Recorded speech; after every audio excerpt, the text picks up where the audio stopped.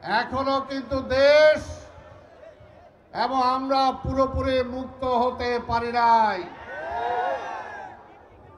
এখনো আধিপত্যবাদের শক্তিরা এই দেশে আবার নতুন করে ষড়যন্ত্রের জাল পাকাচ্ছে। ওই দেখছেন না, দুই একটা জায়গায় আগুন লাগছে। এই আগুন কি এমনি এমনি লাগে?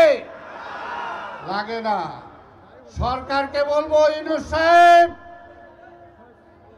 আমরা আপনাকে বলেছিলাম এত সময় নিয়েন না, আপনি পারবেন না।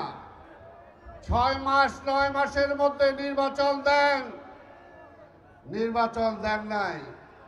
তাই এখন বুঝতে পারতেছেন যে বিএনপি যে কথা বলেছিল সেই কথাই ঠিক।